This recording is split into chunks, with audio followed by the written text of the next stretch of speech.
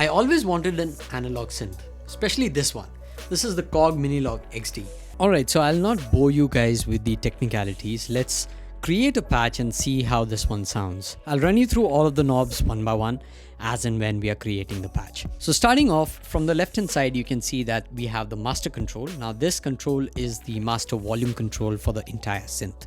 Below that you have the tempo knob and you can select the tempo knob. As you can see, the BPM also shows on this little display, and which is pretty handy, so let's keep it at 110 for now. Below that we have the octave flick switch, and all of these switches on the synth are flick and some are selectors as well, and I'll get to that a little bit later. Below that we have the joystick control, which is both pitch and modulation, and definitely you can program this to any of the parameters using the program edit button over here. On the right hand side we have the Portamento. It's pretty straightforward. You have it on almost all of the plugins that you have already seen, and below that we have 4 different voices. Now the Korg Minilogue XD is a 4-voice polyphonic analog synthesizer, which means when you're on the poly mode, if you're playing 4 notes together, you have 4 voices, but if you add another note, only 4 voices are played, so the first one will cease to play. Next up we have the Unison. It's pretty simple. It's one single note. Below that we have the chord mode. Now if I'm just playing one key, and the voice mode depth keeps on changing the chords. As you can see on the display, you have major, suspended 4th, minor 7th, 7th, dominant 7th.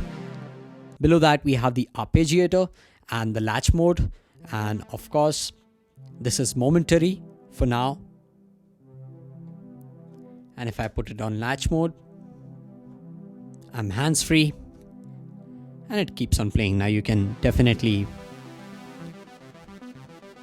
change the parameters and shape your sound accordingly. Next to that we have the major section of the synth, which is the oscillator. You have 3 different types of oscillators. The first 2 are basic simple oscillators with 3 wavetables: saw, triangle and square, and across spanning about 4 octave ranges. And the third one is a multi-engine, which has 3 modes. One is the noise. You have various types and you can select it with the type mode over here. And then you have a VPN, which is basically multi wavetables inside Minilogue XD. And then you have a user preset, which essentially gives you the leeway to load in your own wavetables via the USB connectivity over here. But for now, let's look at the first 2 oscillators, and we'll add in the multi-oscillator later on. Moving on to the next 2 oscillators, we have the major pitch and the shape controls. For the multi-engine, we only have the shape control, and above that we have the cross mod depth and the sync and the ring modulation flick switch. Now the cross mod depth works only for the Oscillator 2, which essentially gives that hard sync feel when you're in the sync mode. So let me just bring that up.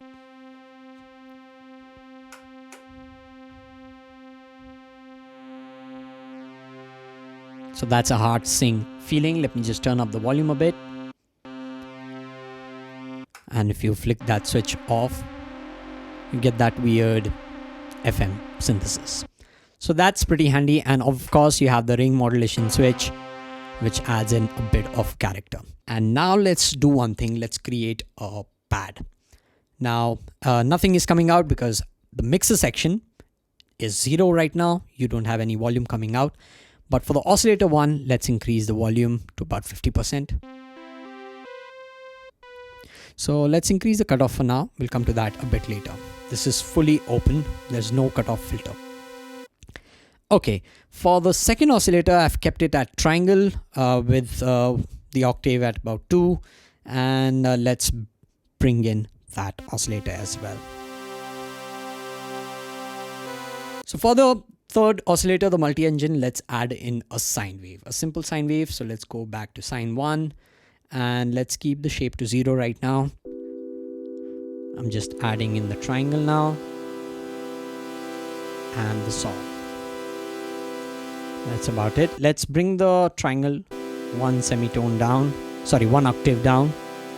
Moving on, let's move on to the filter section. And the Minilogue XD comes with a standard one type of filter, which is 12 dB per octave gain reduction filter. You have a cutoff knob, resonance, a drive flick switch with 50% drive and 100% drive, or a zero drive, and then a key track. So let's shape up the pad with the cutoff. There you go.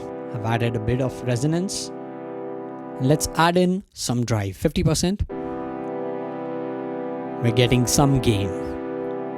All right. Let's reduce the global volume from the master.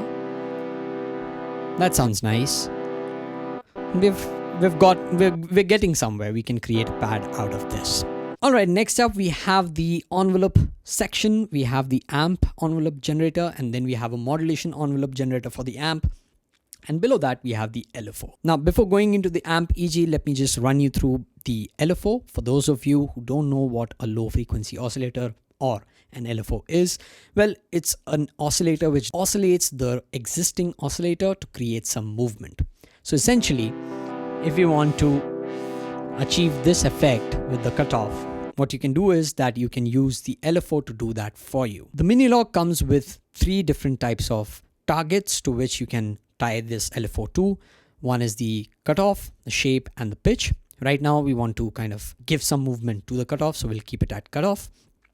You have various wave types, a saw wave and a triangle and a square wave. Next to that we have the mode, and which is basically a BPM sync, a normal mode, and a one-shot mode, and the standard LFO controls rate and intensity.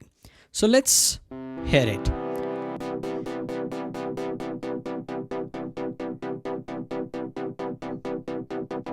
You can definitely increase the rate and the intensity as well. A subtle LFO would sound like this. And there you have it. That's the LFO section. You can definitely switch it to shape and control the shape and the pitch as well. And the ADSR is a standard attack, decay, sustain, release. So let's shape up. So the attack is going up. Decay about here. And then now that's the standard ADSR. Below that, we have the envelope generator modulation. So there are 3 targets. One is the cutoff and the pitch 1 and pitch 2 respectively for the octaves. And what it does is that you have the EG intensity. All the way to the right is a positive intensity, and all the way to the left is a negative intensity.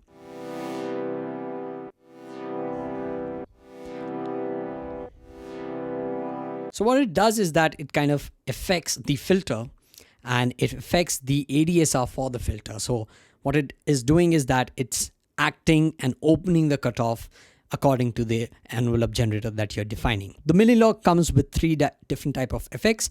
One is the modulation, and you have various effects. Now you can select the effect. You can turn it on by this switch and then flick it to select. Now you are at ensemble, you have phaser, flanger, chorus, and let's keep it at ensemble right now, and you have 2 different controls, the time and the depth.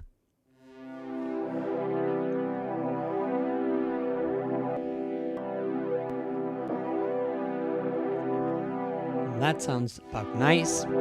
And do notice that the gain is now kind of increasing, so you can definitely control it with the master section over here. So let's add in a reverb. And do notice, once you switch it to reverb, the modulation effect does not turn off unless and until you do it from here. So that's pretty interesting. You can layer multiple effects on top of each other. So let's select a smooth reverb, or maybe arena plate.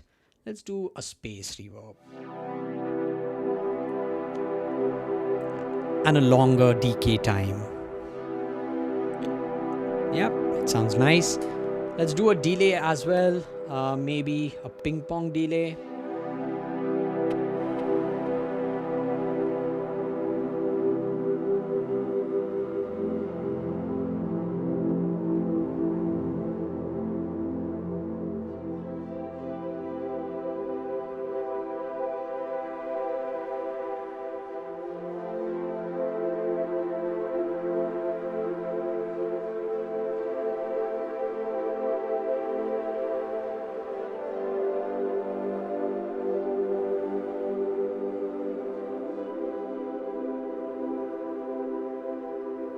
And just like that, you've created an amazing ambient pad using the Minilogue XD. So in order to create the 16-step sequencer, you have to go into the motion mode.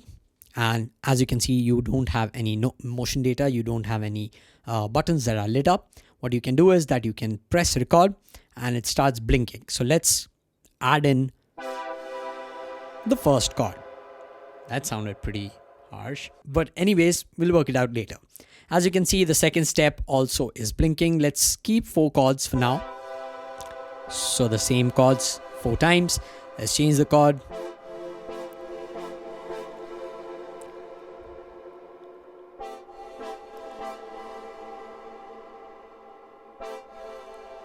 And then go back to, let's see, G. And if you would have noticed, whenever you were playing, it showed the notes that you were also playing. Now you have all of the information recorded over here. You just have to press play.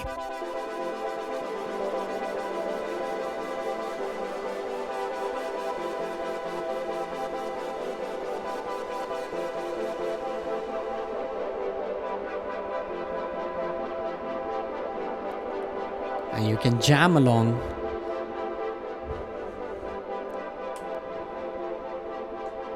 So let me switch off the reverb to get that effect. And maybe add in a delay. There you go.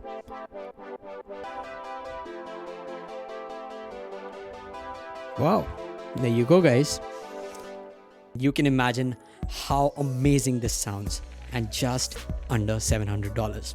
Pretty amazing. I'm impressed. I enjoy creating it. And it's something about just creating the sound using your fingers and dialing down the knobs is just amazing, and it's a different feeling altogether. So that's it for this video, guys. I hope this video helped you decide whether analog synth is for you or not. If you've just picked this one up, I hope this would help you get started and create your first ambient pad. So if you have any questions, fire away in the comments down below and I'll be happy to get back to you. And if you want to support this channel, you can buy me a cup of coffee. The link is in the description box. Thanks for watching, and I'll see you in the next one. Till then, cheers.